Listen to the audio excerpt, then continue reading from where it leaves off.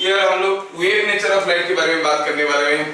हम कहेंगे light is a transverse non mechanical wave. Non mechanical wave मतलब light को एक जगह से दूसरी जगह जाने के लिए कोई मीडियम की जरूरत नहीं है, वो आसानी से जा सकता है, ट्रांसवर्स। और ये वेव कैसे जाता है? By vibrations of particles of the medium. मैं आपको पहले भी बता चुका हूं what is a wave. Wave किसको कहते हैं? वेव का मतलब होता है, आउट ऑफ द ट्रैक थोड़ा सा बता रहा हूं, वेव का मतलब होता है transfer of energy.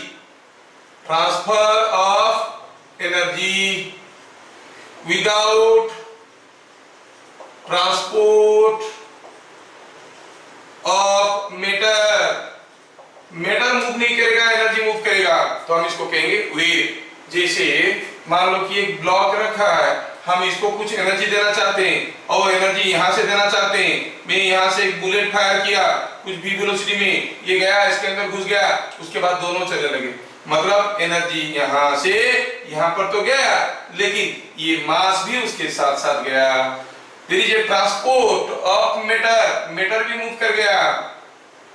Think of a second case, suppose here is a string और ये स्ट्रिंग को मान लो इधर बंधा हुआ है, मैं यहाँ पर एक डिस्टर्बेंस क्रिएट कर देता हूँ। आप देखोगे ये हिलते डुलते आके कुछ समय के बाद ये हिलने लगेगा, मतलब यहाँ पर जो मैटर था वो यहीं पर ही ऑसिलेट कर रहा है, आगे नहीं जा रहा है। ये वाला हिस्सा तो यहीं पे ही है, तो इसमें क्या हुआ? सिर्फ एनर्जी जा रहा है, कोई मैटर मीडियम का नहीं जा रहा है। हाँ, पार्टिकल्स मीडियम का ऑसिलेट कर रहे हैं और उनका जो ऑसिलेशन से जब एनर्जी इधर जा रहा है, ऑसिलेशन ऐसे हो रहा है, तो ऐसा ऑसिलेशन को कहते हैं ट्रांसवर्स ऑसिलेशन। तो light is a transverse non mechanical wave, ठीक है। तो light is a transverse non mechanical wave, ये एक जगह से दूसरी जगह जा सकता है, उसको कोई मीडियम की जरूरत नहीं है। मीडियम जरूरत नहीं होने से नॉन मैकेनिकल वेव कहते हैं, मीडियम जरूरत होने से उसको मैकेनिकल वेव कहते हैं, ठीक है। Velocity of light in free space is c, जो आप जानते हो, that is 3 into 10 power 8 meter per second. In any other medium,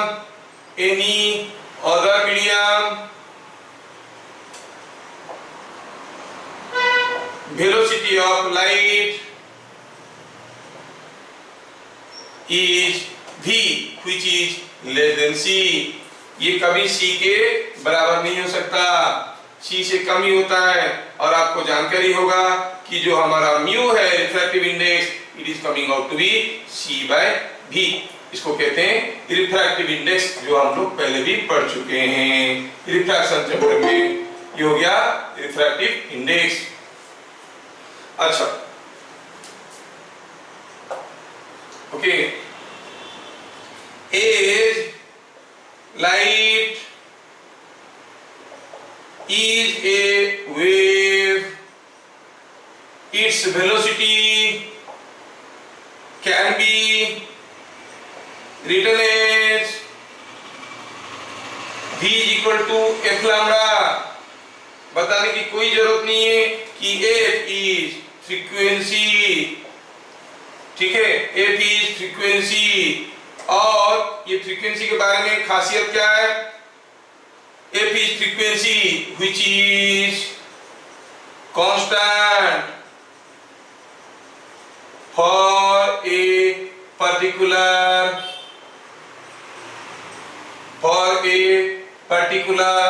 wave. कोई एक पर्टिकुलर वेव के लिए फ्रीक्वेंसी कांस्टेंट है, ठीक है।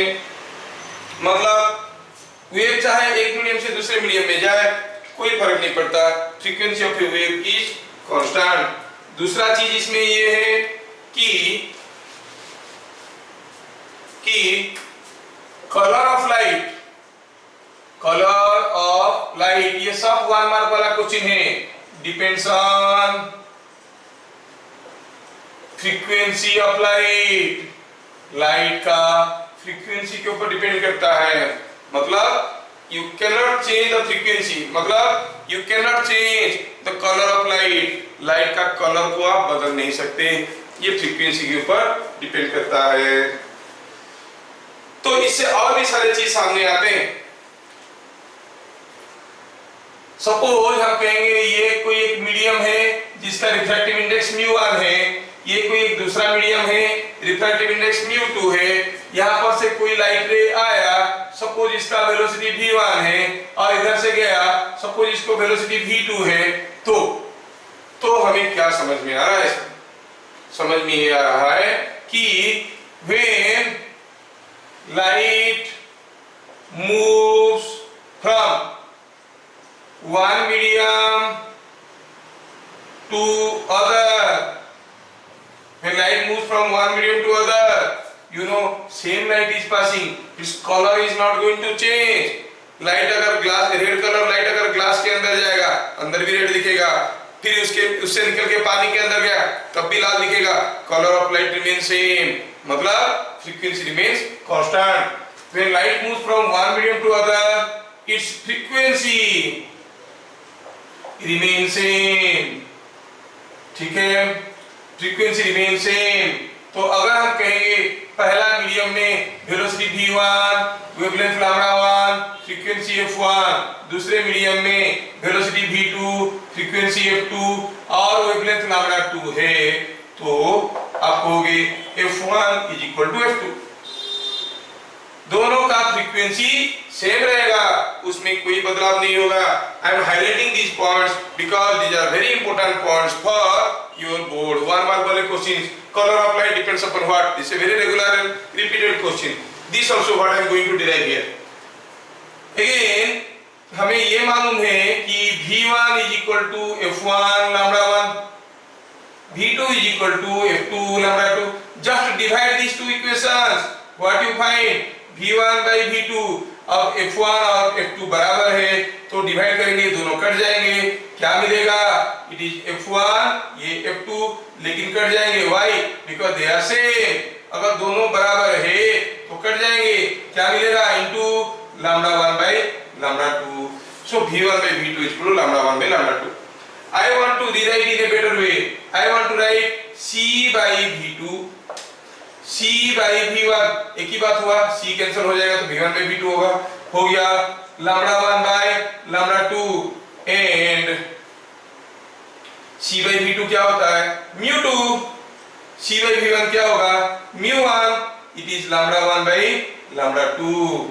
तो क्या मिला देखो, तो थोड़ा सा अगर ढंग से सजा के लिखेंगे इसको, μ2 by μ1 is equal to λ1 by λ2, ये मिला है हमें। अब इसको अगर सजा के लिखेंगे तो क्या मिलेगा?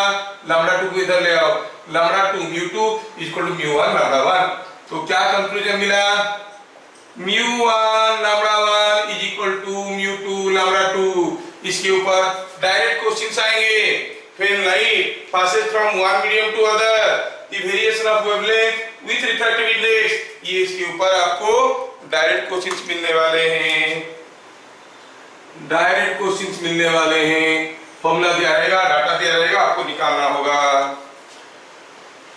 समझ में आया? तो हम लोग इतने सारे पॉइंट्स अभी यहाँ पर देखे। मैं थोड़ा सा क्विक रिकैप कर देता हूँ। ऐसा है, light is a transverse non mechanical wave. Transverse का मतलब oscillations are perpendicular to the direction of propagation of wave. Wave ऐसे जाएगा तो उसका ऑसिलेशंस ऐसे ऐसे होंगे, ठीक है। तो दूसरा हुआ, लाइट का वेलोसिटी किसी एक मीडियम में c से कम होता है और उससे हम रिफ्रैक्टिव इंडेक्स को डिफाइन करते हैं। तीसरा हुआ, लाइट का वेलोसिटी को किसी एक मीडियम में हम in terms of f and lambda define करते हैं, v equal to f lambda, क्योंकि एक वेव है जिसमें f क्या है? फ्रीक्वेंसी ऑफ लाइट, जो कि एक पर्टिकुलर लाइट वेव के लिए कांस्टेंट होता है। रेड लाइट का एक फ्रीक्वेंसी, ग्रीन लाइट का दूसरा फ्रीक्वेंसी, वायलेट लाइट का तीसरा फ्रीक्वेंसी। अब रेड लाइट किसी भी मीडियम से जाए उसका फ्रीक्वेंसी सेम रहेगा। Colour of light depends on frequency of light. Frequency बदल गया, कलर बदल जाएगा, लेकिन फ्रीक्वेंसी नहीं बदलता है। कहने का मतलब हुआ, कोई भी लाइट का आपको कहा जाएगा कुछ करो, हम आपको रेड लाइट दे रहे हैं, आप उसमें से ब्लू लाइट निकालो, यू कैन नॉट। सपोज हमें ये चीज रेड क्यों दिखता है, क्योंकि इसके ऊपर जो लाइट्स गिर रहे हैं वो सारा लाइट को ऑब्जर्व कर लेता है, रेड कलर वाला लाइट को ऑब्जर्व नहीं कर पाता है, तो रेड लाइट निकल के आ जाता है, गिरता है सारा लाइट, निकलता है रेड लाइट, तो हमें रेड दिखता है। समझ में आ रहा? अगर इस रूम में मैं रेड कलर का बल्ब लगाता हूँ, हर जगह रेड लाइट है, अब ये ब्लू पेन के पकड़ के रखूंगा, क्या होगा, ये ब्लू पेन तो सारा कलर को ऑब्जर्व करता है, ब्लू को ऑब्जर्व नहीं कर पाता है ना, तो क्या होगा, ये ब्लू कलर गिरता तो छोड़ते, लेकिन गिर रहा है इसके ऊपर रेड लाइट, उसको ऑब्जर्व कर लेगा, क्या लाइट निकलेगा, कुछ नहीं निकलेगा, कुछ नहीं निकलेगा तो डार्क दिखेगा। तो अभी यहाँ पर अगर रेड लाइट लगा देंगे, ब्लू कलर कैसे दिखेगा, black. Why? Because it is not emitting any light out. समझ में आ रहा? Like that. तो हम देख रहे हैं कि frequency of light remains same even when the light passes from one medium to other, frequency of light does not change, it remain the same. अब when light is passing from one medium to other, हम देखें frequency same रहेगा, तो पहला medium में v1 is equal to f1 lambda 1, दूसरे medium में v2 is equal to f2 lambda 2। अगर रेशियो कर देते हैं, f1 f2 बराबर होने के कारण कैंसिल हो गए, तो मिला v1 by v2 is equal to lambda 1 by lambda 2। Direct questions आते हैं सबके ऊपर।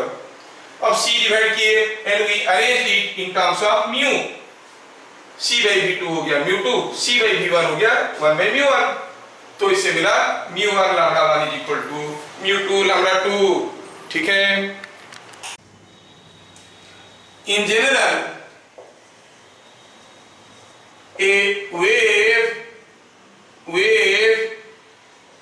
is given by the expression, given by the equation y is equal to a sin omega t plus minus kx plus एक phi।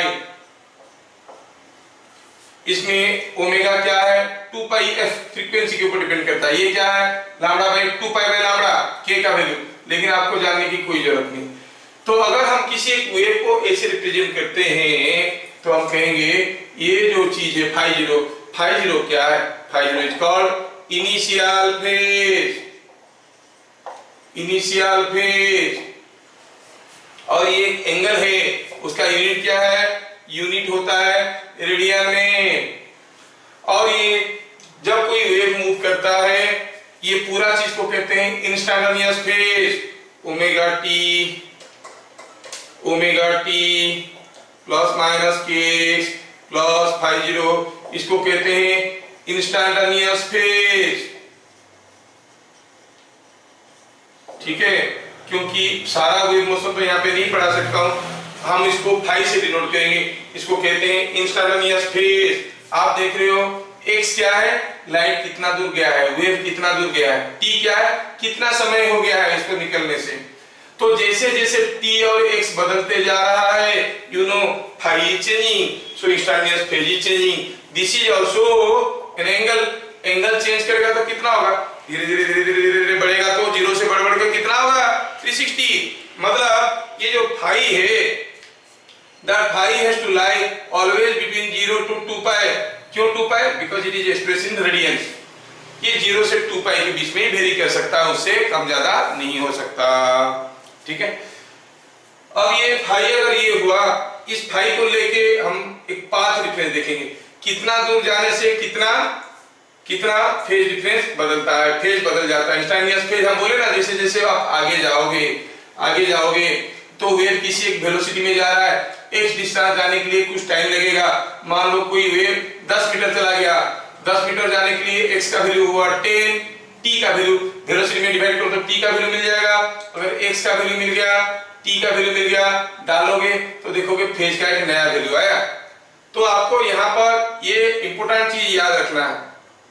ठीक है, और थोड़ा सा लिख देता हूं इसमें, a क्या होता है, a इज एम्पलीट्यूड। ये हो गया एम्पलीट्यूड मतलब मैक्सिमम वैल्यू ऑफ y। कोई एक जनरल वेव इक्वेशन में ये तीन चीज आपको जानना जरूरी है। जानने से हम इनके बीच में क्या रिलेशन रखेंगे, what relation we are going to maintain, आपको कुछ चीजें याद रखना है। मैं मिटाता हूं इसको। तो आप ये मत सोचो कि सर क्लास 11 में तो पढ़े नहीं, या सर पढ़े थे तो भूल गए थे, सर पढ़े थे तो तभी समझ में नहीं आया था, अभी कहां से आएगा। एकदम डरने की कोई बात नहीं है। मैं बस 2-3 स्टेटमेंट आपको बताऊंगा, 2-3 छोटे छोटे फॉर्मूला बताऊंगा, उतना याद रखो। उसके बाद क्लास 11 का वेव को पूरा भूल जाओ, कोई फर्क नहीं पड़ता। पहला चीज हुआ the path difference of a wave is related to phase difference by the relation क्या है ये 11th क्लास का पढ़ाई है। पाथ डिफरेंस हुआ delta x that is equal to lambda by 2 pi into delta phi। समझ लें ये चीज क्या है। Delta x is path difference, मतलब कोई वेव आ रहा था, इधर से कोई वेव आ रहा था, अब एक समय में यहां तक आया था, और यहां पर मान लो कि यहां तक आया था, इसका फेज 1 था, फाई 1 कुछ फेज था, x का एक पर्टिकुलर वैल्यू के लिए, t का एक पर्टिकुलर वैल्यू के लिए, ये पूरा चीज जो फाई था उसका कोई वैल्यू था। अब ये वेव ऐसे ऐसे करते करते करते करते आगे गया है। ये वेव कितना दूर गया है, जितना भी दूर गया है उसको कहेंगे डेल्टा x। अब यहां पर पहुंचने के बाद समय बदल चुका है, x बदल चुका है, यहां पर फेज है फाई 2, तो ये फाई 1 और फाई 2 और डेल्टा x में क्या रिलेशन है, और डेल्टा फाई क्या हुआ, चेंज इन फेज फाई कितना हुआ, phi 2 minus phi 1, it is called phase difference. ठीक है, तो phi 2 minus phi 1 is related to delta x by this relation. बहुत इंपॉर्टेंट है, अगर कुछ भी समझ में नहीं आया कोई फर्क नहीं पड़ता, लेकिन ये आपको याद रखना पड़ेगा। पूरा वेव ऑप्टिक्स के सारा न्यूमेरिकल्स में ये चीज रेगुलरली आपके यूज में आएंगे। तो जो पाथ डिफरेंस हुआ और जो फेज डिफरेंस हुआ उनके बीच में ये रिलेशन ऐसा हुआ। तो किसके ऊपर डिपेंड किया है ये दोनों डिपेंड करते हैं वेवलेंथ के ऊपर। ठीक है, लैम्डा बाय 2 पाई। दूसरा चीज ये हुआ, two waves of same initial phase. अगर दो वेव का इनिशियल फेज बराबर है, क्या है इनिशियल फेज, मतलब t इक्वल टू 0, मतलब जब वेव आगे नहीं गया t 0 हो गया, x 0 हो गया, ये सारा चीज रह गया, क्या बच गया फाई 0। इनिशियल फेज मतलब फाई का वैल्यू क्या होगा, फाई 0। अगर दो ठो वेव का ये फाई 0 बराबर हुआ, then they are called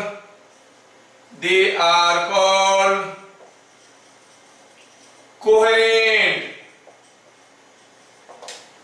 definition आएगा, व्हाट यू मीन बाय ये coherent light, coherent wave, two waves having same initial phase are said to be coherent. समझ में आया। तीसरा हुआ, two waves of same wavelength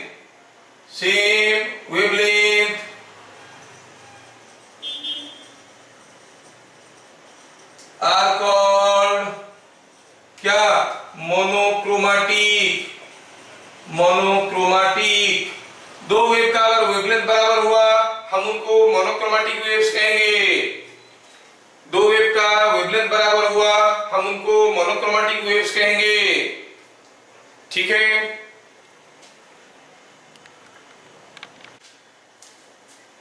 for two monochromatic for two monochromatic waves, क्या लिख दिया monochromatic, ठीक से लिखा है, for two monochromatic waves, for अच्छा टू मोनोक्रोमैटिक वेव्स द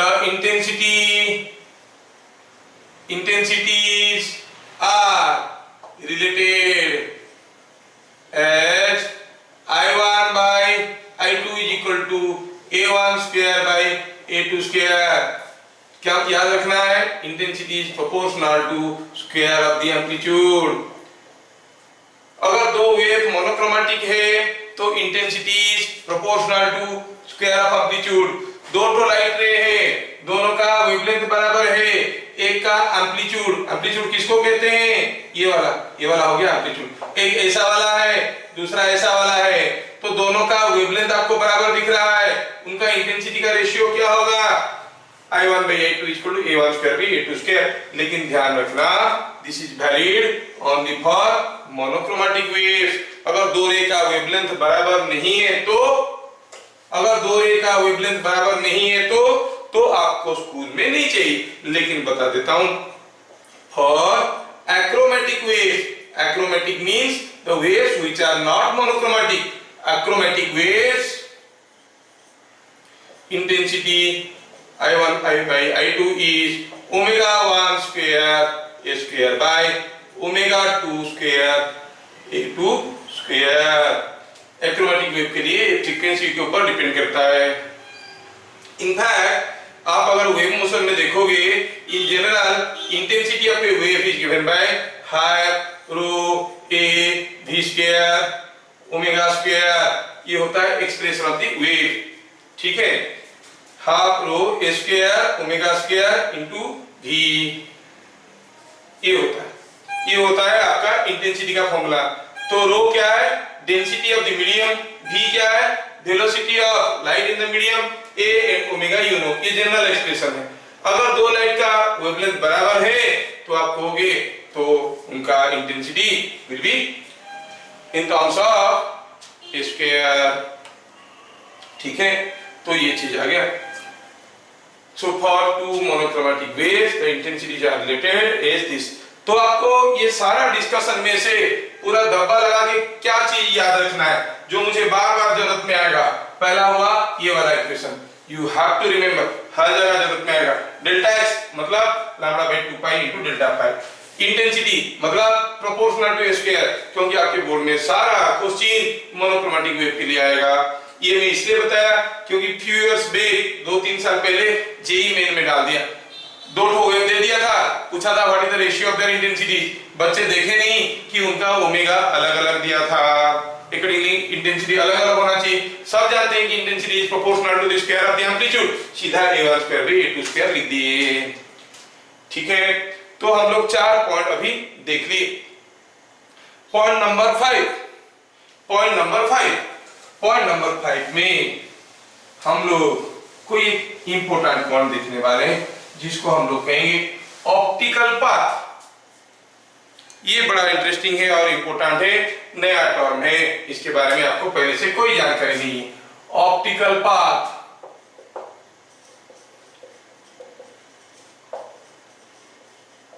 ठीक है, ऑप्टिकल पाथ पहले स्टेटमेंट लिख देते हैं फिर समझाएंगे तो बढ़िया रहेगा। Optical path equivalent for a medium is defined as the distance moved by light in free space in a time interval, in a time span or interval in which it passes through the medium। थोड़ा ध्यान से देखो, मैं समझाने की कोशिश करता हूं, डेफिनेशन बड़ा हो गया लेकिन क्या करेंगे, बोर्ड में तो आता है, ये बहुत ही रेगुलर क्वेश्चन है। ऑप्टिकल पाथ थोड़ा ध्यान से देखो, optical path equivalent for a medium is defined as the distance moved by light in free space in a time interval in which it passes through the medium। Don't confuse with these statements। Suppose यहाँ पे कोई एक medium है जिसका मान लो कि length L है, इस मीडियम का ऑप्टिकल पाथ निकालना है। हम क्या करेंगे, लाइट को इसके अंदर छोड़ेंगे, घुसेगा और पार करके निकलेगा। अगर लाइट को इसको पार करने के लिए t सेकंड लगा तो उतने समय में अगर ये नहीं होता तो लाइट कितना दूर जाता, जितना दूर जाता that is the effective optical length और ऑप्टिकल पाथ। समझ में आया क्या? लाइट को इसके अंदर से पार करने के लिए जितना समय लगा उतना समय में खुले में लाइट कितना दूर जाता, जितना भी दूर जाता that is called the optical path equivalent. Clear?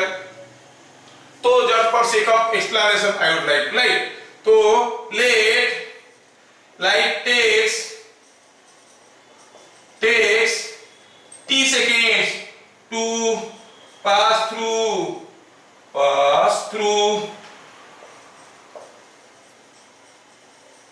a length L। Light को L लेंथ पास करने के लिए मान लो t सेकेंड्स लगा। तो अब मैं इसका थोड़ा फोटो ले लेता हूं, मेरा आ गया mobile. I'm sending it now. Just a minute. Wait. Hell, आ गया। ओहो, खुल जा।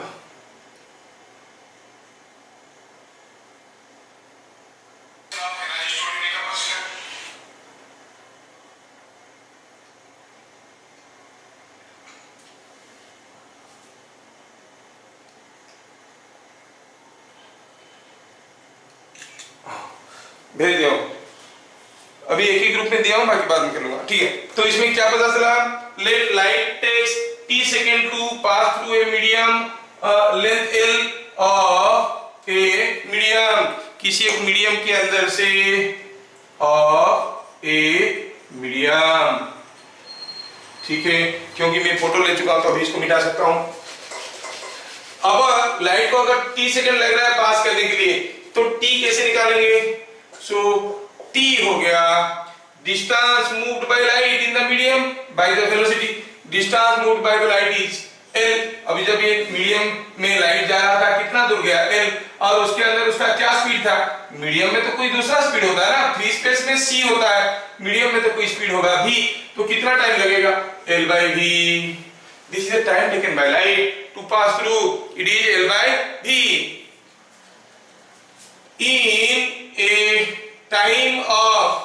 in a time t, distance moved by light in free space is equal to optical length। optical length is equal to क्या होगा? t second में light free space में कितना दूर जाएगा? फ्री स्पेस में तो उसका वेलोसिटी c है, velocity of light in free space is c। तो t सेकंड में कितना दूर जाएगा? c into t। t कितना था? अभी तो निकाले, t था L by v, but c by v क्या होता है? Mu, so it is mu into L। तो कोई एक मीडियम जिसका रिफ्रैक्टिव इंडेक्स म्यू है, लेंथ L है, उसका ऑप्टिकल लेंथ कितना है? Mu L। तो क्या याद रखेंगे? ऑप्टिकल लेंथ, इसको हम कहेंगे optical length of a medium. कोई अगर मीडियम है आपके पास जिसका ऑप्टिकल लेंथ आपको निकालना है, फॉर्मूला लगाओगे म्यू L। ध्यान रखना, ये बड़ा ही इंपॉर्टेंट चीज है, उसमें आपको समझ में आ जाना चाहिए म्यू क्या है, L क्या है। कोई एक मीडियम का हम ऑप्टिकल लेंथ निकालते हैं और वो मीडियम का लेंथ कितना है? L। म्यू कितना है? रिफ्रैक्टिव इंडेक्स कितना है? म्यू। तो कोई भी एक मीडियम का रिफ्रैक्टिव इंडेक्स अगर म्यू हुआ, लेंथ अगर L हुआ, तो उसका ऑप्टिकल लेंथ हो गया म्यू इंटू L। तो ऐसे ऐसे हम लोग ऑप्टिकल लेंथ के बारे में अभी समझ गए। इधर क्लियर? तो यहां पर दिया है, सॉल्यूशन में देखेंगे, सॉल्यूशन में देखेंगे क्या? Two monochromatic waves have intensities in ratio 4:9. What is ratio of their amplitudes? ये तो बच्चों वाली क्वेश्चन हुआ। हमें तो मालूम है कि intensity is proportional to square of the amplitudes. तो हम कहेंगे a1 square by a2 square is equal to i1 by i2। अब इसमें से पता चल गया a1 बाय a2 क्या है? Root over i1 by i2, और i1 बाय i2 का वैल्यू आपको दिया हुआ है 4:9। फिर क्यों करवाए सर? अरे आता है, करना पड़ता है, मैं क्या करूं, अपनी मर्जी से थोड़ी कर रहा हूं, स्कूल में आता है, बोर्ड में आता है। नंबर 2, तो इसमें a light wave has wavelength 10,000 Angstrom. What is phase difference between 2 points on a ray if distance between the points is 2000 Armstrong. कोई वेव जा रहा है, दो पॉइंट के बीच में डिस्टेंस कितना है 2000 Armstrong, but that you call as delta x. Here delta x is given how much 2000 Armstrong. Wavelength is also given how much 10,000 Armstrong. तो आप क्या कहोगे, the phase difference between the two points याद होगा तो कहेंगे 2 pi bye lambda into delta x. हम delta x दिए थे, अब डेल्टा फाई निकाल रहे हैं, जगह बदल गया, जगह बदल गया, वैल्यू डालें, it is 2 pi into 2000 by 10,000 is 2 pi by 5. तो phase difference between two points is 2 pi by 5. कितना सिंपल है. और क्या है इसका यूनिट, रेडियंस. देखो ये छोटा सा चीज काफी लोग मिस कर जाते हैं, तो उसमें गड़बड़ हो जाता है. रेडियंस, 2 क्वेश्चन हो गया.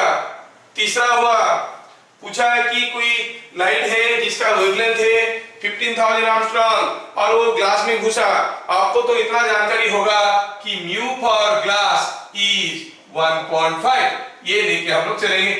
ऑथर ये सोच के क्वेश्चन दिया है कि बच्चों को मालूम है कि म्यू फॉर ग्लास इज 1.5. पर म्यू फॉर ग्लास इज 1.5, तो हमें पता ये करना है कि what is velocity, frequency and wavelength inside glass. ठीक है, ये क्या डिफिकल्ट क्वेश्चन है, ज्यादा डिफिकल्ट तो है नहीं. चलो ठीक है, मैं इसको मिटाया और इसको भी मिटाया क्योंकि सॉल्यूशन तो रिकॉर्डिंग हो रहा है. मैं रिकॉर्डिंग तुरंत आज अपलोड कर लूंगा, चिंता की कोई बात नहीं. नंबर 3 में दिए हैं कि in air lambda 1 is given 15,000 Armstrong, है ना. और पूछा है what is lambda in glass, ये कितना है पूछा है. अच्छा, what is velocity in glass, ये भी पूछा है. what is frequency of light in glass, ये भी पूछा है. अच्छा पहले वेलोसिटी पता कर लेते हैं. Velocity you know that c by v is mu implies v is equal to c by mu. c is 3 into 10 power 8 and mu is how much, mu is 1.5. हो गया तो हो गया 2 into 10 power 8 मीटर पर second. हाँ ये सबको मालूम था, रिफ्रैक्शन चैप्टर में भी किए थे. फ्रीक्वेंसी, और फ्रीक्वेंसी कैसे पता करेंगे. ठीक है, थोड़ा देखते हैं. और क्या मिल जाएगा हमें, मिल जाएगा wavelength. mu1 lambda 1 is equal to, or mu in air into lambda in air is equal to mu in glass into lambda in glass. ये हमें मालूम है ना. हमारे पास जानकारी क्या है कि mu is 1.5 फॉर ग्लास के लिए mu का वैल्यू है 1.5. ये हमें मालूम है. Keeping this in mind. हाँ तो म्यू जी लैम्बडा जी हमें क्या निकालना था, लैम्बडा जी. ठीक है, lambda g is mu in air by mu in glass into lambda in air. Mu in air हो गया 1, म्यू इन ग्लास हो गया 1.5. Lambda in air is 15,000 Armstrong. तो सिंपलीफाई करो, कितना आएगा 10,000 Armstrong. तो पता चला wavelength of the light ray which is entering into the glass, inside glass, will be equal to 10,000 Armstrong. फिर क्या पूछा है, frequency.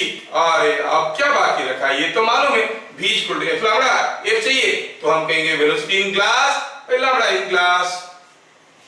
Velocity in glass was found to be 2 into 10 power 8 और wavelength was 10,000 Armstrong. ध्यान रहे Armstrong है और velocity metre पर सेकंड में है. आपको मालूम होगा कि 1 Armstrong is 10 to the power minus 10 metre. ये जानकारी आपके पास होना चाहिए. तो हम कहेंगे ये 10,000 Armstrong is this into 10 to the power minus 10. तो ये ऊपर मीटर पर सेकंड में था इसलिए उसको मीटर में ले आए. क्या बनेगा आंसर, ये 10 to the power minus 10 4 गुना हो गया, 10 power minus 6 ऊपर गया, प्लस 6 हो गया, that is 2 into 10 power 14 hertz. Frequency का यूनिट होगा हर्ट्ज. सो जैसे जैसे ये ग्लास के अंदर एंटर करेगा, उसका वेलोसिटी, वेवलेंथ, फ्रीक्वेंसी ये रहेंगे। अगर आप लोग समझदार हो तो कोई बताएगा कि ये जो लाइट रे अभी ग्लास में घुसा है, घुसने के बाद पता चला उसका वेलोसिटी ये है, वेवलेंथ ये है, फ्रीक्वेंसी ये है। अब ये ग्लास से बाहर निकला, जैसे बाहर निकला, what will be the frequency outside glass? What will be the same 2 into 10 power 14, क्योंकि फ्रीक्वेंसी यस 2 into 10 power 14 मतलब बाहर अंदर हर जगह फ्रीक्वेंसी बराबर है। ठीक है।